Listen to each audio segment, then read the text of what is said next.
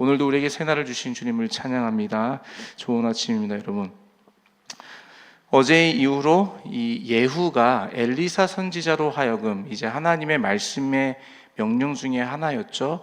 엘리사를 통하여서 이제 왕으로, 이스라엘 왕으로 기름을 부어 받게 된 내용들을 어제 나눴다면, 이제 그 이후에 어떠한 일이 일어났는지를 우리가 오늘의 본문의 말씀을 통하여서 살펴볼 수가 있게 됩니다. 사실 이 예후라는 사람에 대한 언급은 어제 우리 담임 목사님도 말씀해 주셨지만 열왕기 상에 엘리야 선지자를 통하여서 이제 명령을 주심으로 인해서 처음 그 언급이 되었었죠. 그때 당시에 엘리야 선지자가 갈멜산에서의 그 대승을 이끌고 난 이후에 이세벨이 자신을 찾아 죽이려고 한다라는 소식을 듣고 광야로 도망가다가 그곳에서 하나님의 인도함을 받아서 이제 호렙산까지 가게 되지요. 그리고 그 호렙산에서 주님을 다시 만나고 다시 회복을 경험한 이후로 하나님께서 엘리야 선지자에게 세 가지의 명령을 내리셨습니다. 그 세 가지의 명령 중에 하나가 바로 이 nim시의 아들 예후에게 기름을 부어 이스라엘의 왕이 되게 하라는 그 명령이었었죠. 그런데 엘리야 선지자 때에 그것이 이루어지지 못하였습니다. 그래서 엘리사 선지자가 이제 그것을 다 감당하면서 그 하나님의 명령을 지키는 내용들을 어제까지 살펴봤죠. 이 엘리사를 통하여서 기름을 부음 받은 이제 이 예후는 이스라엘에 있는 이 요람, 여호람이라고 하는 이 요람을 찾아가게 됩니다. 이스라엘 왕이었죠. 당시 이 요람은 이 아람 왕 하사엘과의 전투에서 큰 부상을 입어서 다시 이 본국으로 돌아와 이스라엘에서 이 회복하고 있는 가운데 이제 이 예후가 이 요람을 찾아가게 되는 내용을 바로 오늘 이 본문에서 우리가 살펴보게 됩니다. 그 말씀대로 기름 부음 받은 예후가 이제 요람을 찾아가서 결과적으로는 요람을 처단하고 죽이는 일들을 우리가 오늘 본문을 통해 볼 수가 있게 되는 것이죠. 그때 당시에 그 이스라엘의 요람의 곁에는 그 유다의 왕이었던 아하시아라는 왕이 함께 그 자리에 있었습니다. 아무래도 그때 당시에 그 이스라엘과 유다의 그 왕족의 관계 안에서는 서로 이 동맹의 관계로 자녀를 그 아내로 주고 또 아들을 사위로 주는 어떤 그러한 관계가 있기 때문에 좀 끈끈한 관계가 있었던 것이죠. 그래서 이 유다의 이 아하시아 왕이 이스라엘의 요람 왕이 이 전투에서 부상을 입었다는 소식을 듣고, 지금 말로 하면 이제 병문안 온 거죠. 병문안을 와서 이스라엘에 함께 그 자리에 있었던 상황이었습니다. 예후가 이스라엘을 찾아가게 되죠. 그랬더니 이제 그 성을 지키는 이 파수꾼이 예후의 오는 모습을 보고 이 요람 왕에게 보고를 하게 됩니다. 누가 한 사람이 말을 타고 옵니다. 그랬더니 이 요람 왕이 한 사람을 내보내어서 평안하냐 물으라라고 이제 명령을 내리게 되죠. 한 사람을 보냅니다. 그렇지만 예후가 그 평안하냐라는 요람 왕의 그 말씀 문 안에 어떻게 평안할 수 있냐, 내 뒤를 따르라라고 얘기하면서 그 사자를 다시 돌려보내지 않습니다. 그러니 요람 왕이 또 다른 이 사자를 보내죠. 파수꾼을 지키는 사람을 보내어서 또 평안하냐 묻습니다. 그러나 또다시 이 예후는 그를 돌려보내지 않고 나를 따르라, 내 뒤를 따르라라고 말하면서 다시 그를 돌려보내지 않습니다. 그러자 그 파수꾼이 그 말을 타고 오는 그 모습을 보고, 저 사람은 분명 nim시의 아들 예후인 것 같습니다 라고 얘기하니, 그때 당시에 그 이스라엘의 군대 장관이었던 예후를 이제 요람 왕과 아하시아 왕이 각각 자기 병거를 타고 그를 맞으려 이스라엘에 있는 그 나봇의 밭으로 나가게 됩니다.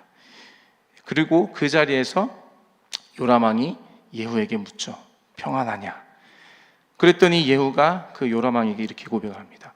당신의 어머니 이세벨의 술수와 괴략으로 어찌 평안할 수가 있느냐? 라고 대답을 하죠. 그 얘기를 들은 요람 왕이 이것이 예후가 지금 반역을 일으키고 있구나라는 사실을 깨닫고 그 자리를 도망가려 했지만 결국에는 예후의 손에 활에 맞아 죽음을 맞이하게 되는 그러한 내용들을 우리가 오늘 보게 되는 것이죠. 여기서 우리가 한 가지 주목할 것은 이 예후가 이 이스라엘의 왕 요람과 또 유다의 왕 아하시아를 만난 그 장소가 어디냐는 것을 우리가 좀 주목해 볼 필요가 있습니다. 오늘 말씀에 보시면 그곳을 우리 21절에 보시면 그 예후와 요람 왕이 만난 그 장소를 바로 나봇의 토지라고 말하고 있습니다. 21절의 하반절에 보시면 예후를 맞을 새 이스라엘 사람 나봇의 토지에서 만나매라고 말씀하고 있습니다. 우리가 좀 왜 이것에 대해 주목을 해야 되냐 하면요, 사실 이 나봇의 포도원 그리고 나봇의 밭이라는 이 중요한 장소가 상당히 지금 요람과 아하시야 그리고 예후의 관계 안에서 중요한 역할을 하고 있기 때문입니다. 나봇에 대한 이야기는 우리가 열왕기상의 21장에 이미 다 나눴던 얘기입니다. 나봇이라고 하면 나봇의 포도원을 우리가 생각할 수가 있게 되죠. 이것은 나봇과 이 아합 왕, 그러니까 요람 왕의 아버지가 되는 이 이스라엘의 왕이었던 가장 악독한 왕이었던 아합 왕과 관련이 되어 있는 사건이었습니다. 그 내용을 잠깐 설명을 해드리면 이스라엘 사람 나봇이 이 사마리아 성 가까운 곳에 자기의 포도원이 있었습니다. 그런데 그 포도원을 얼마나 아름답게 잘 가꿨는지 아합이 그 포도원을 보고 그 포도원을 갖고 싶은 마음이 생겼어요. 그래서 이 이스라엘 사람 나봇에게 요청을 합니다. 내가 다른 땅을 줄 테니, 값을 더 쳐줄 테니 그 포도원을 나와 좀 바꾸자, 그렇게 제안을 하죠. 그런데 이 나봇이 그 제안을 거절하게 됩니다. 그 거절한 이유는 단 한 가지, 하나님의 율법에 따르면 조상에게 물려받은 토지는 함부로 매매하거나 바꾸거나 사고 팔 수 없기 때문이라는 그 율법의 말씀 때문에 이 나봇이 그때 당시에 왕이었던 아합의 그 청을 거절하게 됩니다. 그러자 이 아합이 이제 머리를 싸매고 들어 누워요. 그것 때문에 근심하여 자기가 얻고 싶었던 그 포도원을 얻지 못하게 되자 머리를 싸매고 근심하여 들어 눕습니다. 그러자 그 옆에 있던 그 아내인 이세벨이 그 모습을 보고 어쩐 일이냐 이제 아합에게 묻게 되는 것이죠. 그러니 아합이 이러이러해서 내가 포도원을 원했는데 아합이 내 청을 거절하였다. 그래서 내가 번민하고 고민하여서 지금 이러고 있다라고 말하니 이세벨이 내가 대신에 그 포도원을 찾아주겠다. 내가 대신 그 포도원을 갖게 해주겠다. 당신이 이 땅의 이스라엘의 왕 최대 권력자인데 아니 못할 것이 무엇이냐 하면서 거짓 증언 2명을 세워서 이 나봇으로 하여금 거짓 증언을 하게 만듭니다. 나봇이 하나님과 그리고 왕을 저주했다라는 이 거짓 증언을 펼침으로 인해서 이 나봇으로 하여금 사람들로 하여금 돌에 맞아 죽게 만드는, 그래서 나봇을 죽게 만드는 그런 악한 일을 저지르게 되죠. 이세벨이 나봇이 죽었다는 소식을 아합에게 알리자 이 아합은 그 땅을 차지하게 됩니다. 그런 악한 일을 행하였죠. 이 일에 대해서 하나님께서 그때 당시 선지자인 엘리야 선지자에게 말씀하십니다. 나봇의 토지를, 나봇의 땅을 빼앗은 이 악한 일을 행한 아합과 이세벨에 대하여서 내가 경고하는 그 저주의 말씀을 엘리야 선지자를 통하여서 말씀하게 되죠. 그 저주의 내용이 이루어진 것이 바로 오늘 본문의 말씀입니다. 네가 이 악한 일을 저짐으로 인하여서 아합의 가정 안에 가문에 속한 모든 남자를 내가 멸절시키겠다. 개들이 네 피를 핥게 만들겠다. 이세벨에 대해서도 네가 이 악한 일을 함으로 인하여서 개들이 네 피를 핥고 네 살을 먹는 이 저주를 받게 될 것이다 라고 예언의 말씀을 그때 이 나봇의 사건을 통하여서 아합과 이세벨의 가문에 약속을 주셨던 거죠. 저주의 말씀을. 그 말씀대로 오늘 본문이 그 하나님의 말씀이 1.1획 하나도 떨어짐이 없이 변함이 없이 온전히 이루어졌음을 우리에게 말씀해 주고 계시는 것을 우리가 볼 수 있다라는 것입니다. 오늘 본문의 말씀을 통하여 우리가 하나님은 어떤 분이신가라고 질문을 던졌을 때에 우리가 배울 수 있는 교훈은 하나님은 악을 행한 자들에게 반드시 보응하고 그것을 심판하시는 하나님이시라는 것을 우리가 배울 수 있다는 것이에요. 하나님의 말씀이 지켜지지 않는 이 아합의 통치 시대에 이 나봇은 그런 혼탁한 시대 가운데 하나님의 말씀이 땅에 떨어지고 그 권위가 땅에 떨어져 있는 그 혼탁한 시대 가운데 이 나봇이라는 사람은 그 하나님의 말씀인 율법을 지키려던 사람이었어요. 그런데 그를 무참히 비참하게 억울하게 죽였던 것이 바로 아합과 이세벨이었죠. 이 억울한 죽음 앞에서 어쩌면 이 나봇과 그의 남은 가족들은 이런 부당한 일에 대하여 하나님께 원망을 했을지도 모르겠어요. 권력과 힘을 가진 자가 자기 만족을 채우기 위해서 연약한 자를 희생시키고 사람의 목숨보다 자신의 만족을 더 귀히 여기는 이 아합과 이세벨의 악에 대하여 바라만 보고 있어야 하는 그러한 상황에 대하여서 이 나봇의 남은 가족들은 어쩌면은 하나님에 대하여 원망하고 하나님이 정말 살아계시다라면 어떻게 이러한 악한 일을 그냥 허용하고 계실까라는 질문을 던졌을지도 모른다라는 것이죠. 선한 나봇은 죽음을 당하게 하시고 악의 끝을 모르고 달리는 이 아합과 이세벨은 여전히 평안하게 살아가는 것을 내버려 두는 것이 그것이 바로 공의의 하나님인가라는 질문 앞에 의문을 갖게 만드는 일들이 사실은 열왕기상 21장에 나타나 있었던 것이죠. 그러나 오늘 본문은 우리에게 악을 행한 자들에게 그 죄값을 반드시 물으시고 보응하시는 우리 하나님은 심판하시는 공의의 하나님이시라는 것을 우리에게 분명하게 말씀해주고 계시다라는 것입니다. 비록 그 심판의 때가 우리가 원하는 지금이 아니라 할지라도 하나님은 반드시 악인들의 행한 대로 보응하시고 심판하시는 분이시다라는 것을 우리가 오늘 말씀을 통하여 믿음으로 받아야 된다라는 것입니다. 악을 행하는 자들은 반드시 보응하시고 심판하시는 하나님은 이 하나님은 우리에게 두 가지 관점에서 서로 다른 의미로 다가오기도 합니다.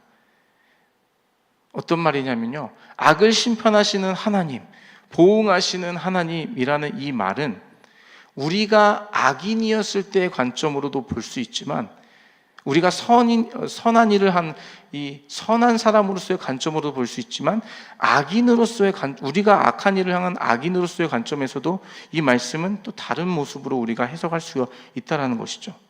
예를 들자면요, 나봇처럼 선을 행하다 악인에게 억울한 일을 당하는 관점에서 우리가 이 하나님에 대하여 받게 되면은 우리 하나님은 그래도 끝까지 그 악한 일을 기억하시고 심판하시는 분이시지, 내 원수, 나에게 악한 일 행한 원수에게 보응하시는 분은 우리 하나님이시지, 반드시 보응하시는 하나님이시지라는 말씀은 우리에게 어쩌면 위로가 되는 말씀이기도 하겠지만, 만약에 저와 여러분이 선을 행하는 이 나봇처럼 선을 행하는 사람이 아니라 하나님 앞에 이 아합과 이세벨처럼 범죄하고 있는 악인의 모습으로 서 있다라고 한다면, 여러분, 이 하나님, 이 악에 대해서 심판하시고 보응하시는 이 하나님의 모습은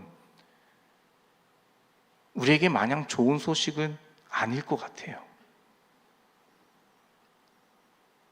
우리의 모든 죄악을 심판하시는 하나님, 잊지 아니하시고 다 세시고 반드시 그것에 대해 보응하시는 하나님이라고 한다면 여러분, 우리의 마음이 기쁠 수가 있을까요?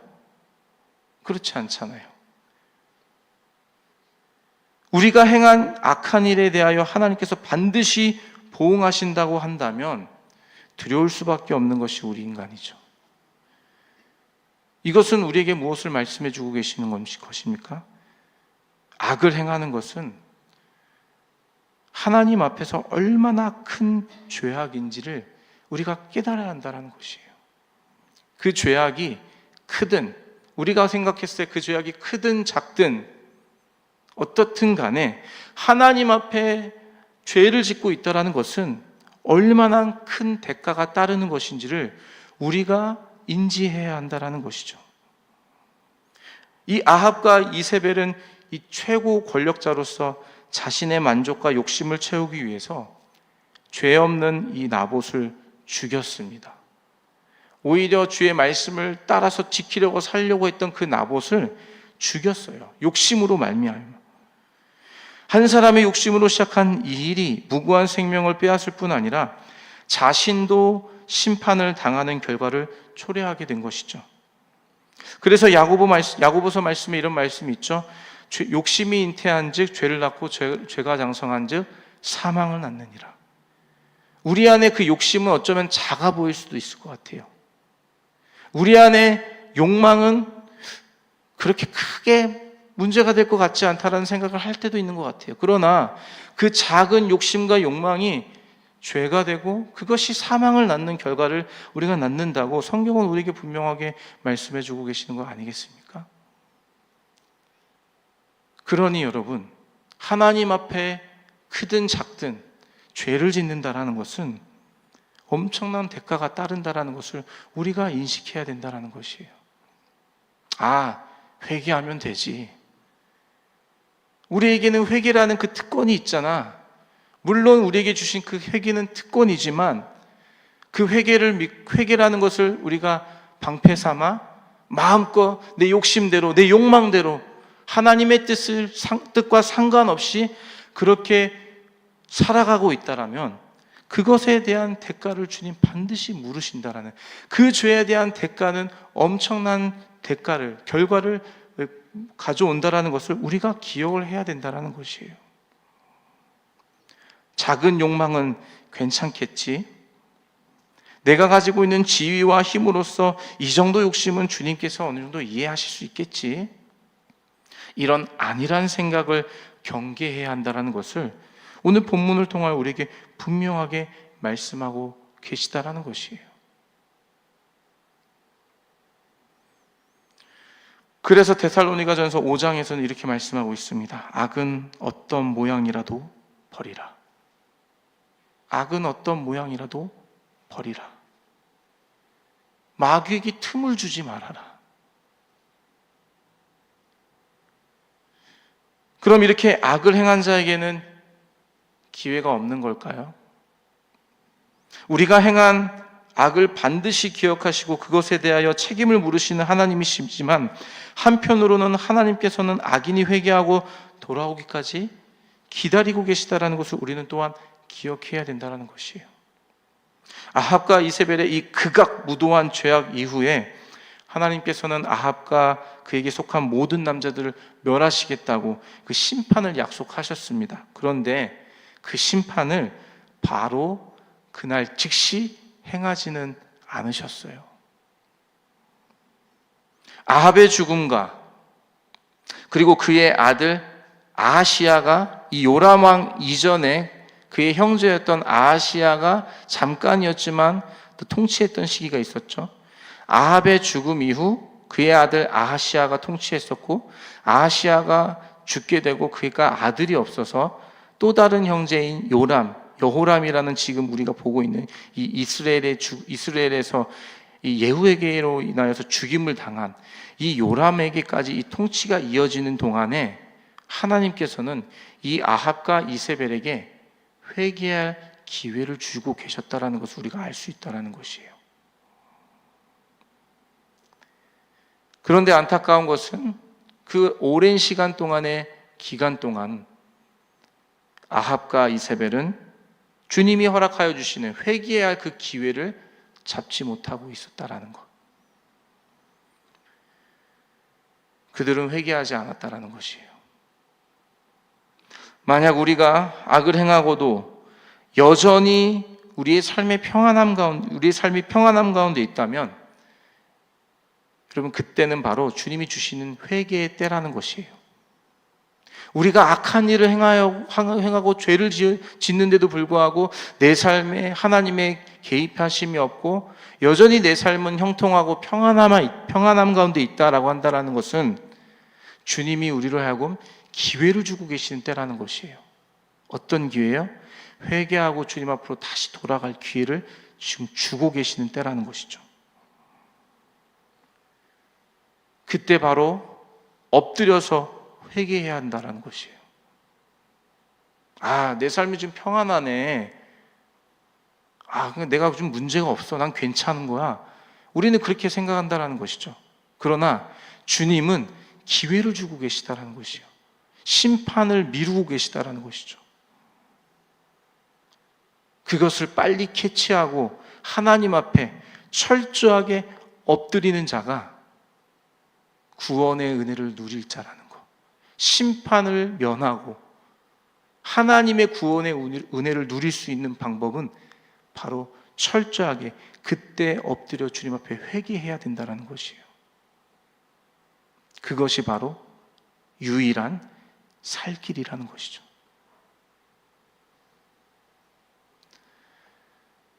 나봇의 사건으로 인하여서 주님께서는 분명히 아합과 이세벨에게 또 그 가문에 있어서 저주의 심판을 약속하여 주셨습니다. 그리고 오랜 시간 동안 아합과 이세벨이 돌아올 기회를 주셨습니다. 그런데 그들은 그 기회를 잡지 못하였습니다. 결국 하나님의 말씀대로 예후가 기름 부음 받아서 이스라엘 왕이 되었고요. 그 하나님의 말씀대로 오늘 예후를 통하여서 아합에 속하 있던 남자들이 다 멸절당하는 이제 그러한 모습을 이제 이 9장 이후로 10장에서도 계속 이어지게 되는 것을 우리가 보게 되는 것입니다. 악한 일에 대하여, 죄악에 대하여 반드시 보응하시고 심판하시는 하나님은 오늘 우리에게 분명하게 말씀해 주고 계십니다. 우리가 주님을 따름으로 인하여서 악인들로 인하여 억울한 일을 당했다고 한다면 여러분 염려하지 마십시오. 물론 우리의 마음은 주님 빨리 저들에게 우리와 같은 어떤 심판을 허락하여 주십시오 같은 마음이 우리 안에 있겠지만 우리 주님은 그 모든 악한 일에 대해 다 카운트하고 계시다라는 것이에요. 그리고 그것에 대해서 반드시 그들에게 보응을 하시겠다 말씀해 주시는 하나님이시라는 것이죠. 그런데 만약에 우리가 지금 이 아합과 이세벨처럼 악인의 모습으로 살고 있다라면 우리는 지금 철저히 주님 앞에 엎드려 회개해야 된다는 것이에요. 우리에게 여전히 기회를 주신 주님 앞에 그 기회를 받아서 주님, 제 연약함이 여기 있습니다. 제 악한 나의 마음과 심령의 이 연약함이 내 욕심으로 인하여서 내 욕망으로 인하여서 하나님의 말씀을 따르지 못하고 오히려 죄악으로 깊이 급하게 달려갔던 나의 모습, 주님 저를 불쌍히 여겨주시옵소서. 주님 제가 철저히 주님 앞에 엎드려 회개합니다. 이러한 모습으로 주님 앞에 나아가야 될 줄로 믿습니다. 오늘 말씀을 통하여 주님께서 우리에게 분명히 말씀해 주시는 이 말씀, 악을 반드시 보응하시고 심판하시는 그 하나님의 모습, 공의로우신 하나님의 모습을 보면서 나는 지금 어디에 서 있는가? 하나님 말씀을 따라가지만 여전히 세상 가운데 핍박을 받고 억울한 일을 당하고 있다면 여러분 염려하지 마십시오. 주님께서 다 알고 계십니다. 그리고 그것에 대해서 반드시 보응하실 것입니다. 만약에 내가 주님 앞에 악인으로 서 있다면 여러분 지금이 기회입니다. 지금 주님 앞에 엎드려 회개의 자리로 나아가야 된다는 이 사실을 기억하시면서 오늘 이 말씀 가지고 믿음으로 결단하며 주님의 뜻을 온전히 따라가는 저와 여러분의 삶이 되시기를 주님의 이름으로 축복합니다. 아멘. 우리 함께 같이